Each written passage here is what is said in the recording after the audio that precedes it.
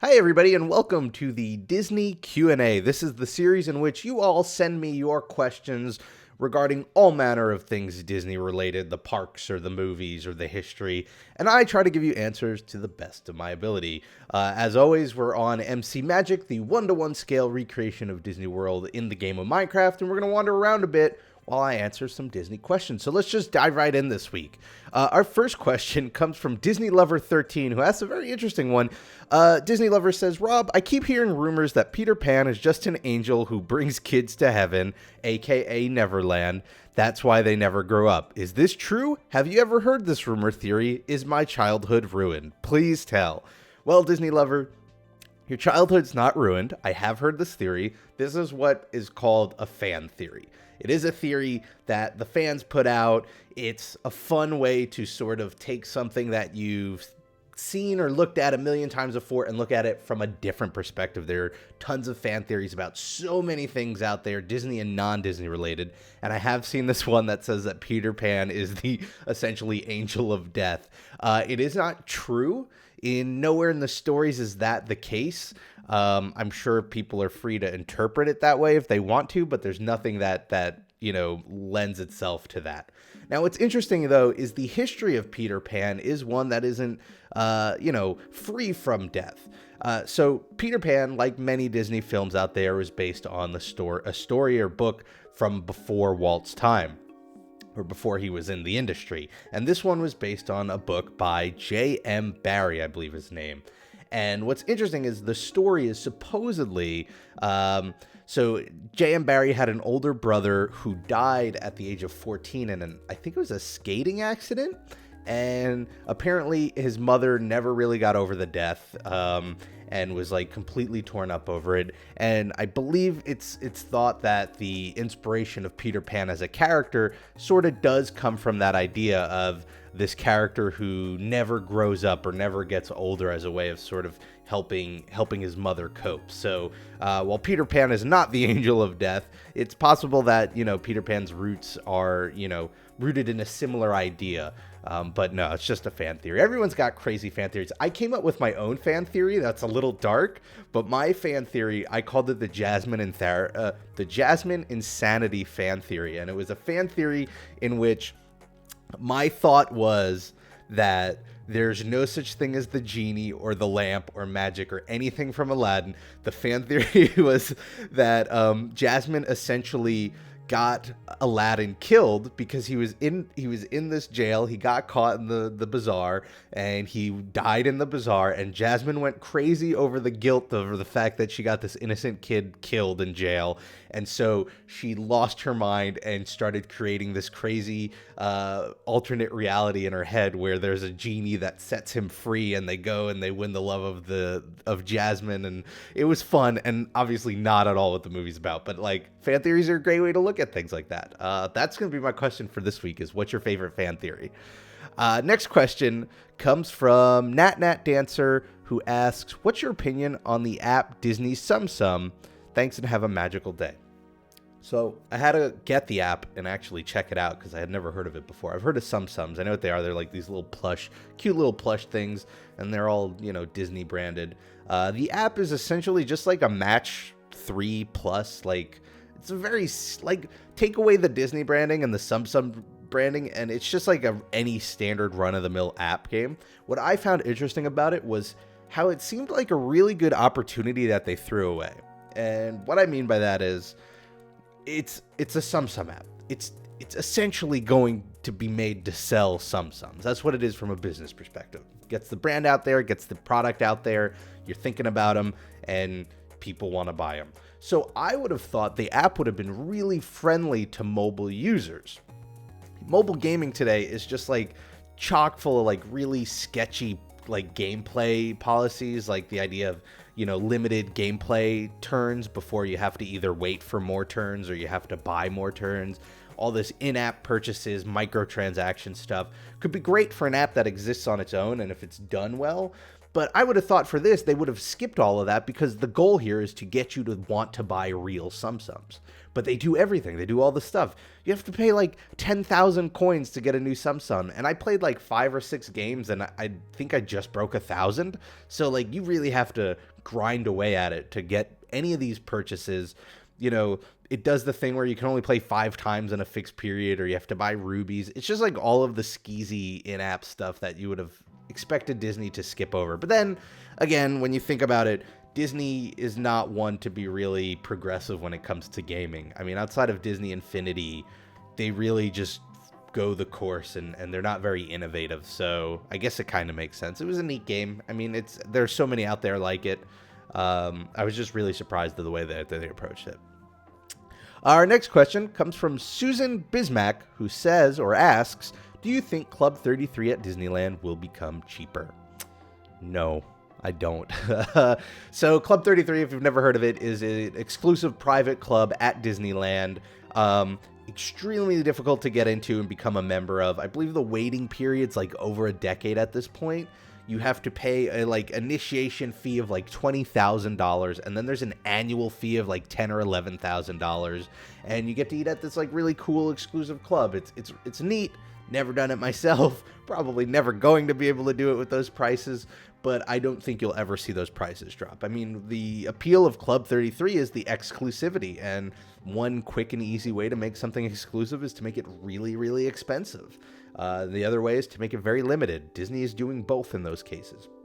So I think Club 33 would very much lose its value as an exclusive club if it lowered its prices. I think what you'll see it happen is over time, maybe they'll start to add more perks to being a Club 33 member, although I know recently there was a little bit of a backlash because they changed some of them and removed some, but I think they'll just add value to it as opposed to just dropping the price. The idea is they don't want it to become something that's easily accessible. They want it to be something that's hard to get into and everyone talks about and, you know, wants to try to get into. I would love to eat there once. If you ever look up the music they play at Club 33 when you're eating. Some of it's really great. They're like some great, I guess, like, I don't know if it's like a string quartet, but it's just like these really great renditions of some classic Disney music. Next question comes from This Is My Username, who says, hey Rob, did you do the Disney College program? And if not, why? And if you do, and do you wish you did? So I did not do the Disney College program.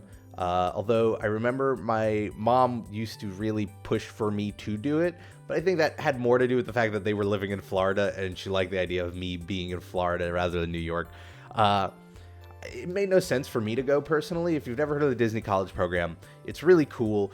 You go down, I don't know if it's for more than a semester or just a semester, but you basically go down there, you live at Disney and you work, and then they have some specialized classes, I guess, that have to do with your major, but then you're also essentially just working at the Disney parks. And it's great. Depending on the field you want to study, it's a fantastic opportunity, especially like I had friends who wanted to get into hospitality and it was a no-brainer. Disney is like one of the leaders in the hospitality industry. And to be able to put on your resume that you worked at Disney or did the Disney College program is great to like strengthen that resume. Personally, I was working in film at the time, so there was no real benefit for me to do it. So I just didn't. And thinking back on it, as much as I think it would have been fun to do, I also still acknowledge that I don't think it would have helped my career at all for what I was doing at the time. But it's really cool. And it's funny, it's all about the experiences. Like I know people who aren't fans of Disney who did the college program and they still loved it because you meet a lot of friends from all over the country. It's fun. You get to be at Disney for essentially a semester. And it sounded like that was a good time. Our next question comes from Travis Watts, who asks, if you were owner of Disney, would you buy back Power Rangers? Have a magical day, Rob. Interesting question. I don't know. Probably not. So if you don't know the history of this, Power Rangers, long time series. I grew up watching the Power Rangers. It was owned by Saban Entertainment. I hope I'm pronouncing that correctly. But Disney at one point purchased the franchise, and then later, and I don't think you see this happen a lot, Saban basically bought it back. So there was like a period where Disney owned the franchise, but it doesn't any longer. I don't know. I don't think Disney when I think of the Power Rangers, and I think at this point with Marvel and Star Wars and all these properties, Indiana Jones, like they don't really need the Power Rangers. And I think with the Power Rangers being, I think, essentially Saban Entertainment's like its powerhouse at this point, they're going to give it much more attention than I think if it was just like this C-list, addition to the Disney family when Disney's really focused on Star Wars and all the Marvel stuff and, Indiana Jones, things like that, and their own stuff, their own Disney stuff. So I wouldn't buy it back personally. Our next question comes from JMCW34, who asks, I was diagnosed with type 1 diabetes this November. Do you have any tips for Disney with diabetes? So I do not have any specific tips regarding diabetes and eating around the parks, but I will say this. Disney is fantastic when it comes to accommodating for people and like any special needs that they might have. So my suggestion would be this. One, I'm sure there are plenty of resources out there if you were to Google it regarding just each specific need, whether it's like gluten-free or diabetes or, a specific allergy. But if you call ahead and just talk to Disney, they will be very accommodating, especially, you look at the Disney ecosystem today. And the idea is if you're going to get a sit down reservation, you're probably going to have to do it ahead of time anyway. So if you have that reservation, go ahead and call them and just explain look, you have this dietary restriction. What are your options? And they'll probably spell them out for you and be very accommodating. Because that's what Disney's all about. And I think the great thing is there's enough at Disney over the parks that regardless of your restriction, whether it's dietary or something else, there's going to be something for you to enjoy anyway. So you're bound to have a good time, which is great and sort of what they want the place to be. Our next question comes from Big A Films, who says, I would bring back Body Wars. I have a question for you, by the way. What would you make or remake the Body Wars building into? You can't say you would leave it. Would you take it down? Also, do you think about the universe of energy? Do you think it needs a refurb or to be taken down? So this is more of a plug for my other series than anything else. But yes, I think they should do something with the Wonders of Life Pavilion. I think they should refurb the Universe of Energy. I think everything in Future World needs to be refurbed or updated or changed a bit. And I have a series called Revisiting Disney all about that, where, what it is now is a fun game where I just pick an attraction and talk about how I would refurbish it. But it started as a series where I was picking specifically Future World attractions and talking about what I think they needed to do to make them better, because the whole series was born out of me thinking everything in Future World needs an update for it to be as good as it can be. And so I would love to see that happen. But the short answer is I would turn the Wonders of Life into a building that is all about technology and how technology is allowing us to become healthier, whether it's through things like Fitbit or whether it's, the medical field and it's smarter prosthetics for people who have lost limbs, stuff like that. But yeah, they should definitely do something with it. And then our final question for this week is going to be there are a couple of questions all in one, so I'm going to do them rapid fire. Jim is Awesome asks, what classic animated Disney film do you think deserves a reboot? Also, what Disney Renaissance film, except Little Mermaid, Beauty and the Beast, or Aladdin, do you think needs a ride, shop, or restaurant in the parks? Finally, would you or where would you add more Nightmare Before Christmas in the parks? All right, let's just shoot through these. What classic animated film do you think deserves a reboot? Apparently it doesn't matter because it looks like they're all getting them anyway. It looks like Disney's doing live action versions of everything. I'm the type of person who doesn't think they need to reboot movies, but I'm also not opposed when they decide to, so that's a hard pick. I would say it's going to be the answer till later on in this question, so we'll get back to it. What Disney Renaissance film do you think needs a ride, shop, or restaurant? Oh, this is that question. Hercules. I think if they redid Hercules and they put some more Hercules in the parks, that'd be a lot of fun. I guess if you count that as part of the Renaissance, it was the tail end, I suppose. Finally, where would you add more Nightmare Before Christmas to the parks? I wouldn't. And here's the reason why I wouldn't. Nightmare Before Christmas is very seasonal. It's about Halloween and it's about Christmas. And for me, I'm already a fan of just default Disney as it is. I'm not a huge fan of when it's all dressed up for these holidays. But to see a Halloween / Christmas ride, for instance, in May would be really weird. Now, that said, I think they should still do more seasonal stuff with it, like the way they transformed the Haunted Mansion over in Disneyland to be more Nightmare Before Christmas themed. I think stuff like that's cool because it's there for a bit. Fans who are, big into that can go enjoy it, and then it goes back to its old grand self. So that's how I'd like to see it approached. Anyway, I want to thank you all for your questions. Great questions this week. If you have a question and you want to leave it, you can feel free to leave it in a comment below, or you can ask me on Twitter @RobPlays, or you can mail it to me because I have a P.O. box now. That's right. If you check out the details in the description below, there's the P.O. box address for Rob Plays That Game. You can mail it to me. That'd be great. Thanks for watching, everybody. Have a great week, and I'll see you next time for the next episode of the Disney Q&A.